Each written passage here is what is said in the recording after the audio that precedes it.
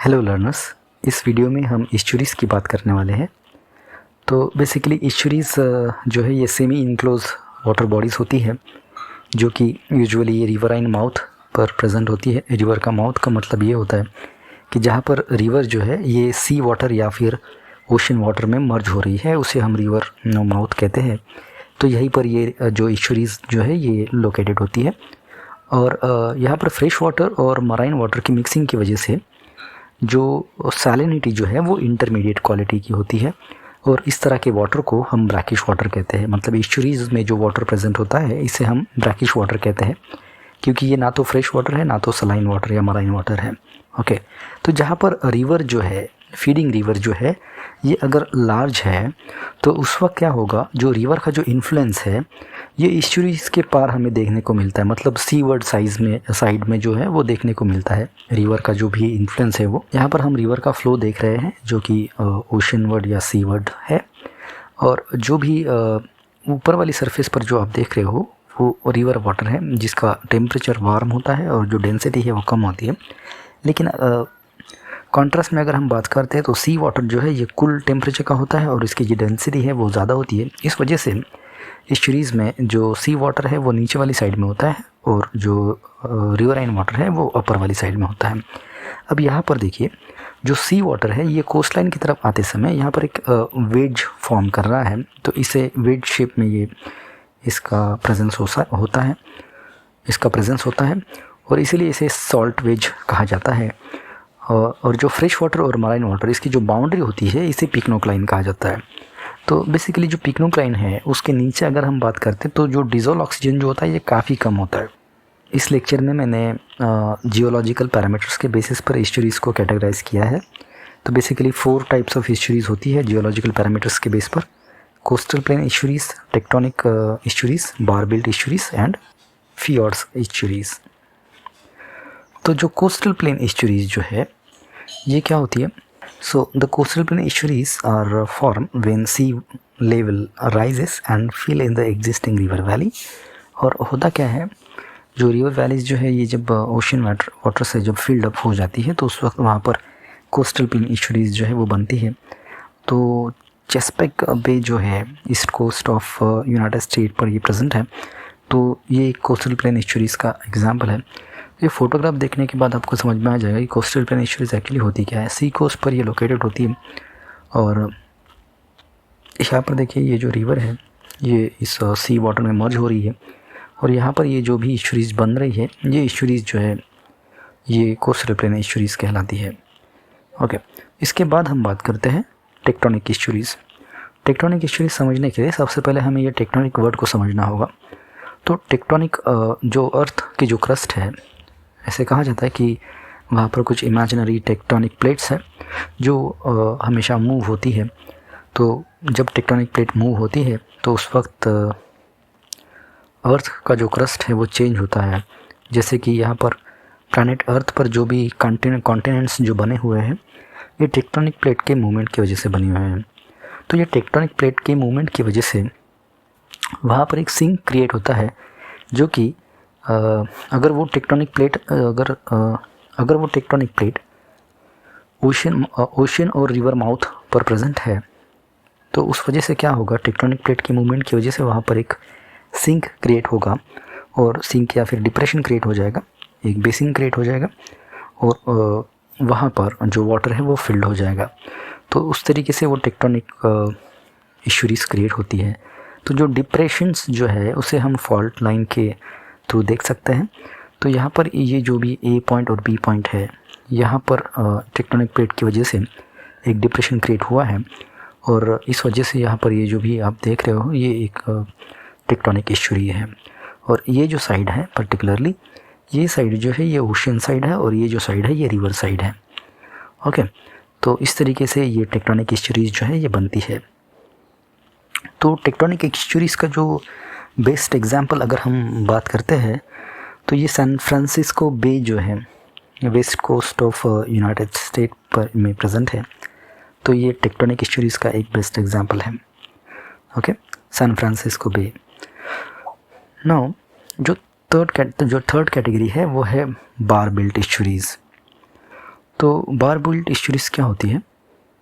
तो बार built estuaries में क्या होता है, ओशन और जो रिवर है, रिवर का जो माउथ है उसके बीच में एक लगून टाइप स्ट्रक्चर प्रेजेंट होता है, जहाँ पर एस्चुरीज बनती है वहाँ पर एक लगून टाइप स्ट्रक्चर प्रेजेंट होता है। यहाँ पर देखिए, तो इस फोटोग्राफ में हम देख सकते हैं ये जो स्ट्रक्चर है, ये स्ट्रक्चर एक तरह का बार है या लगून है, और ये जो है ये ओशन है और ये रिवर है। तो यहाँ पर ये एस्चुरीज जो बन रही है, इस तरह के एस्चुरीज को हम बार बिल्ट एस्चुरीज कहते हैं। ओके, बार बिल्ट एस्चुरीज का एग्जांपल जो है वो नॉर्थ कैरोलिना और वर्जीनिया के जो आइलैंड्स हैं, ये बार बिल्ट एस्चुरीज की वजह से क्रिएट किए गए हैं। अब हम बात करते हैं फियॉर्ड्स एस्चुरीज के बारे में। तो फियॉर्ड एस्चुरीज क्या होती है? ये एक तरह की ऐसी एस्चुरीज है जो ग्लेशियर्स से बनाई जाती है। तो ग्लेशियर्स जो है ये एक तरह की वैली क्रिएट करते हैं जहाँ पर जो ओशन वाटर और जो रिवराइन वाटर है ये रश होता है। तो इसका स्ट्रक्चर समझने के लिए हमें एक डायग्राम देखनी होगी।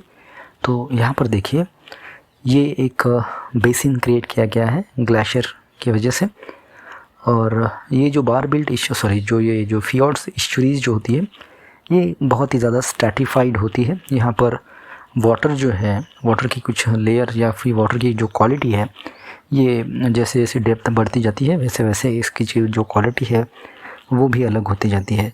तो जो सरफेस वाटर जो है वो रिवराइन सोर्स से आया हुआ है, और इसकी जो सैलिनिटी जो होती है ये बहुत ही कम होती है। अगर हम इंटरमीडिएट वाटर की बात करते हैं तो इसकी जो सैलिनिटी है ये इंटरमीडिएट क्वालिटी की होती है, और अगर हम बेसिन वाटर की बात करते हैं तो ये काफ़ी अच्छा सलाइन होता है। इसकी जो सैलिनिटी है वो कंपैरेटिवली ज़्यादा होती है। तो बेसिन वाटर में जो भी वाटर अवेलेबल होता है ये कोस्टल वाटर है, मतलब सी वाटर है, और इसकी जो डेंसिटी है ये रिवर एंड वाटर के कंपैरिजन में बहुत ज़्यादा होती है, और इस वजह से इसकी जो सैलिनिटी है, इसकी सैलिनिटी भी ज़्यादा होती है। तो इस तरह का जो स्ट्रैटिफिकेशन है वाटर का वो फियॉर्ड एस्चुरीज में पाया जाता है। तो फियॉर्ड एस्चुरीज जो है वो इसी जगह पर बनती है जहाँ पर सालों पहले ग्लेशियर्स हुआ करते थे। ओके, जैसे कि ग्लेशियर बे इन अलास्का, जॉर्जिया बेसिन। तो ये जो है ये फियॉर्ड एस्चुरीज का एक बेस्ट एग्जांपल प्रोवाइड करते हैं। तो कनाडा में, न्यूजीलैंड में, ग्रीनलैंड में, नॉर्वे में, साइबेरिया में, स्कॉटलैंड में आपको ये जो फियॉर्ड एस्चुरीज जो है वो देखने को मिल सकती है। ओके, तो अब हम बात करते हैं प्लांट लाइफ के बारे में। एस्चुरीज में जो प्लांट लाइफ होती है उसके बारे में हम थोड़ी सी बात कर लेते हैं। तो एस्चुरीज जो है, एस्चुरीज में जो भी न्यूट्रिएंट जो इंट्रोड्यूस होता है वो सी वाटर से या फिर लैंड वाटर से आता है, और इसीलिए ये जो एस्चुरीज जो है ये मोस्ट प्रोडक्टिव बायोम्स में कंसीडर की जाती है। तो एस्चुरीज का जो हेड एरिया जो होता है, यहाँ पर टर्बिडिटी बहुत ज़्यादा होती है और न्यूट्रिएंट भी ज़्यादा होता है, लेकिन प्रोडक्टिविटी जो है ये कम होती है। टर्बिडिटी ज़्यादा होने की वजह से यहाँ पर सनलाइट पेनिट्रेट नहीं कर पाती, और इस वजह से यहाँ पर जो प्रोडक्टिविटी है ये कम होती है। तो जैसे ही माउथ और हेड के जो बीच वाला जो एरिया होता है, यहाँ पर अगर आप मूव करते हो तो न्यूट्रिएंट जो है ये मॉडरेट अमाउंट में होता है, और उसके साथ टर्बिडिटी भी यहाँ पर डिक्रीज़ हो जाती है, और इस वजह से यहाँ पर प्रोडक्टिविटी जो है ये बहुत ज़्यादा होती है। तो यहाँ पर प्रोडक्टिविटी जो हम बात कर रहे हैं, प्रोडक्टिविटी की जो बात कर रहे हैं, ये क्लोरोफिल कंटेंट के बेसिस पर ये स्टडी किया गया है। ओके, तो जहाँ पर सैलिनिटी इंटरमीडिएट होती है एस्चुराइन कंडीशन में, तो वहाँ पर जो प्रोडक्टिविटी है ये बहुत ज़्यादा होती है, और प्रोडक्टिविटी ज़्यादा होने की वजह से जो कंज्यूमर्स जो होते हैं, प्राइमरी कंज्यूमर्स, सेकेंडरी कंज्यूमर्स, इनका भी नंबर इसी एरिया में ज़्यादा से ज़्यादातर मिलता है। ओके, तो इसके बाद हम एनिमल लाइफ्स के बारे में देख लेते हैं। तो एस्चुराइन कंडीशन में जो एनिमल्स जो पाए जाते हैं वो मिक्स कैटेगरी के होते हैं। ओके, तो जैसे यहाँ पर देखिए, हेड वाला जो एरिया है यहाँ पर फ्रेश वाटर स्पीसीज जो है ये ज़्यादा रहेंगे, क्योंकि हेड वाले एरिया में ये एक्चुअली मर्जिंग पॉइंट होता है। और जो माउथ वाला जो एरिया है, एस्चुरीज का जो माउथ वाला जो एरिया है, यहाँ पर मराइन स्पीसीज ज़्यादा रहेगी, और जो इंटरमीडिएट सैलिनिटी यानी कि जो ब्रैकिश वाटर वाला जो एरिया है, यहाँ पर ब्रैकिश वाटर स्पीसीज़ आपको ज़्यादा मिलेगी। ओके, ब्रैकिश वाटर में मिलने वाली जो कुछ खास स्पीसीज़ जो है फिशेस की जो स्पीसीज़ है वो है एशियन कैटफिश और banjo catfish. The Asian catfish का जोलॉजिकल नेम है मेस्टस गुलियो और बैंजो कैटफिश का जो जोलॉजिकल नेम है वो है बुनोसेफेलस कोरोकोडियस। इस्चुरीज़ में जो वेव एक्शन जो होती है, जो वेव एक्शन कम होने की वजह से यहाँ पर जो वीक स्विमर्स जैसे कि फ्लंडर्स, हील्स, इस तरह की स्पीसीज़ भी आपको यहाँ पर मिल जाती है। और कुछ इन्वर्टिब्रेट्स में अगर हम बात करते हैं तो मुसल्स, काम्स और ऑयस्टर्स जैसी स्पीसीज़ भी हमें यहाँ पर मिल जाती है। तो इस लेक्चर में इतना ही। अगर आपको कुछ डाउट है तो आप मुझे कमेंट सेक्शन में पूछ सकते हैं। Thank you.